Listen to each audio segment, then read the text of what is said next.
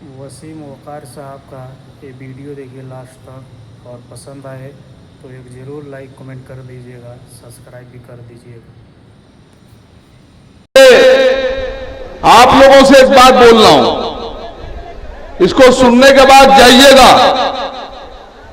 और जब कोई आपसे ये कहे कि साहब मुसलमानों से हिंदुओं को खतरा है इसलिए बीजेपी को लाना है, तो बोलिएगा हिंदुओं को कोई खतरा नहीं है।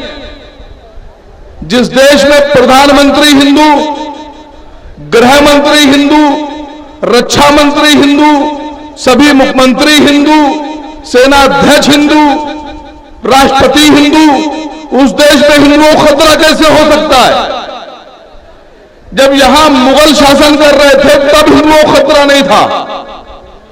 जब यहां अंग्रेज आए थे तब हिंदुओं को खतरा नहीं था। हिंदू इतनी कमजोर कौम नहीं है, हिंदू बहुत मजबूत कौम है। और हिंदू और मुसलमान जब एक साथ मिलकर चलते हैं तब बनता है हिंदुस्तान, भारत। इस भारत को तोड़ने वाले लोगों से आपको यह कहना है कि हिंदू खतरे में नहीं है, हिंदुओं की नौकरियां खतरे में हैं, हिंदुओं के कारोबार खतरे में हैं, हिंदू बच्चों के मुस्तकबिल खतरे में हैं। और इसी मुस्तकबिल को बचाने के लिए, हिंदुस्तान को बचाने के लिए हम सबको एक होकर, इकट्ठा होकर वोट करना है।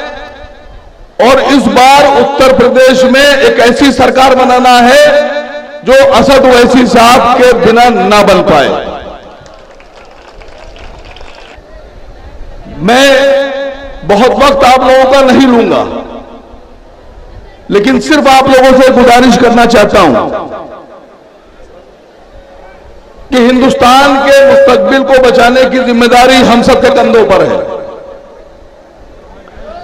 आज अगर हम नहीं जागे, आज अगर हम मजबूती से नहीं खड़े हुए, आज अगर हमने अपनी ताकत नहीं दिखाई, तो ये हिंदुस्तान को बेचकर कहीं और भाग जाएंगे झोला उठाकर। हिंदुस्तान को बिकने से बचाना है। हिंदुस्तान को खतरा भारतीय जनता पार्टी के उन लोगों से है जो हिंदुस्तान के एक एक चीज को बेच रहे हैं। आपको हिंदुस्तान में यह दिखाना है कि देखो मजलिसे इत्तेहादुल मुस्लिमीन के कितने चाहने वाले यहां हैं, कितने चाहने वाले हैं।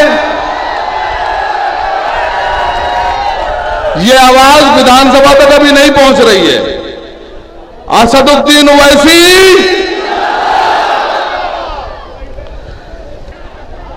यही आपकी मोहब्बत मजलिस इत्तेहादुल मुस्लिमीन से होगी, और यही उत्तर प्रदेश के मुख्यमंत्री को, योगी आदित्यनाथ को मुंहतोड़ जवाब भी होगा। भारतीय जनता पार्टी के लोग मुसलमानों को चारा बनाकर जाल में हिंदू वोटों को फंसाते हैं, मुसलमानों के नाम पर राजनीति करते हैं, मुसलमानों को हिंदुस्तान में यह दिखाया जाता है कि मुसलमान को जैसे चाहेंगे तोड़ देंगे, मरोड़ देंगे और इस्तेमाल कर लेंगे और फिर सरकार में आ जाएंगे। लेकिन एक बात बताना चाहता हूं कि मुसलमान वो कौम नहीं है जिसको चींटे खा जाएं। हम वो कौम है कि हम अगर सरकार में, सत्ता में लाकर बिठाते हैं तो अगर हमारा मूड खराब हो जाए तो हम सत्ता से बेदखल भी कर देते हैं। मैं आप लोगों को सिर्फ इतना बताना चाहता हूं कि यह इलेक्शन बहुत अहम है।